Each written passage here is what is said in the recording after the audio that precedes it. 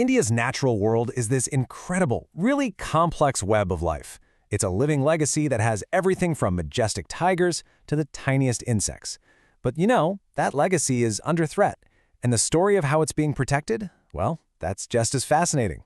So today, we're going to dive right into that story. To really get this story, we have to start with the deep cultural connection to nature that runs all through India. This beautiful line from a Lepcha folk song, it's not just pretty words, it's a whole world view. It sees nature not as a thing to be used, but as a source of music, of life, of something divine. It's a powerful reminder that for so many people, conservation isn't some modern policy, it's an ancient belief. So, when we talk about conservation, what are we really protecting? Well, the core idea is biodiversity. And look, it's not just about saving a few big, charismatic animals. It's about the entire system, this incredible network where every single piece, no matter how small, is connected and depends on all the others. And this, right here, is the crucial point. We often think of ourselves as somehow separate from nature, but we're woven directly into this web. The air we breathe, the water we drink, the food we eat, all of it is created and sustained by this system.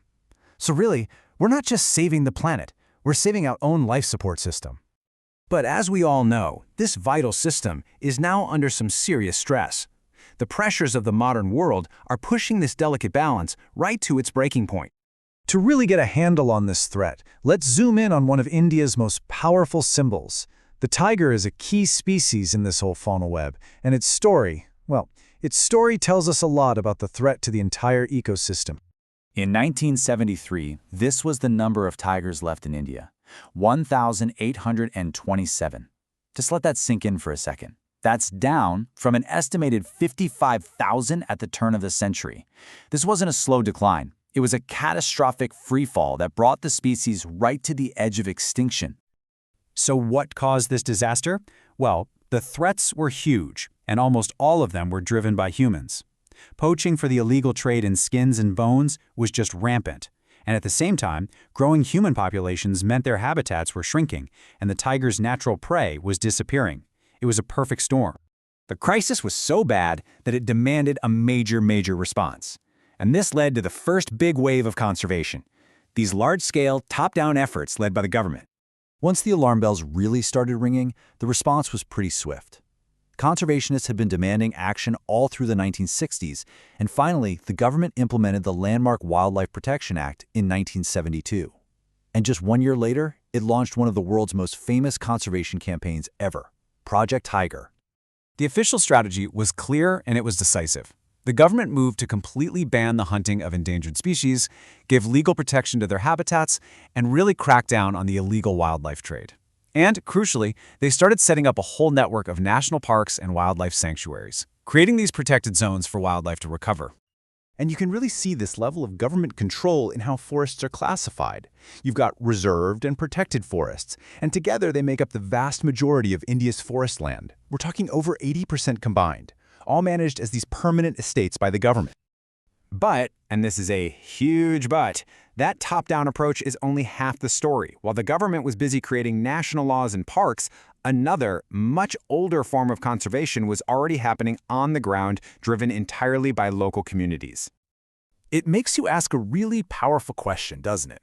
What if the government wasn't the only one fighting this battle? What if the most effective guardians of the forest were the people who actually lived there all along?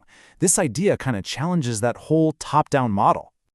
And the answer is they absolutely are. Across India, there are just countless examples of local communities taking conservation into their own hands. They're not just helping out officials. In some cases, they're actively saying, "No thanks, we've got this," completely confident in their own ability to protect their local environment. I mean, check this out. This is one of the most powerful examples. In Rajasthan, villagers didn't wait around for a national park to be declared. Nope, they created their own sanctuary, the Bairodev Dakhav Sanctuary, with their own set of rules, their own patrols, and they successfully protected the wildlife from any outside threats. And this isn't some one-off thing. These people-powered movements have a rich history in India. You see it in the famous Chipko movement, where villagers literally hugged trees to stop deforestation. You see it in the Bij Bachao Andolan, which promoted ecological farming. And for the Bishnoi villagers, protecting wildlife isn't some project. It's been a core part of their faith for centuries. This kind of community-led conservation has ancient roots. Take the tradition of sacred groves. These are literally seen as the forests of God and goddesses, left completely untouched for generations. Any interference is forbidden, not by law, but by belief. And because of that, they've preserved these little patches of pristine virgin forest. And this reverence, it's not just for whole forests, it extends to individual species. The Mundas and Santal people, for example, they worship the mahua and kadamba trees. In other places, the tamarind and mango trees are sacred in weddings. See, this isn't just folklore. It is a super effective traditional method of conservation that's just woven into the fabric of daily life. So we have these two powerful currents, right? You've got the top-down government strategy and the bottom-up community traditions, and it seems pretty clear that the path forward has to lie in bringing these two together. And that's exactly what this program tries to do. It's called Joint Forest Management, or JFM for short, and it's a formal attempt to bridge that gap. It basically creates a partnership where local village groups work directly with the forest department to protect and bring degraded forests back to life. Now, here's the really smart part. This isn't just about asking communities for free help. It's a two-way street. In return for taking on the responsibility of protection, the community gets real, tangible benefits. They can get non-timber products, and they even get a share in the profits from sustainably harvested timber. It actually helps secure their livelihoods. And this brings us to the big takeaway of this whole story. Environmental conservation in a country as massive and diverse as India just cannot succeed from the top down alone. For it to be truly effective, for it to last, local communities have to be right there at the center of it all. I want to leave you with this really profound thought from Gautama Buddha.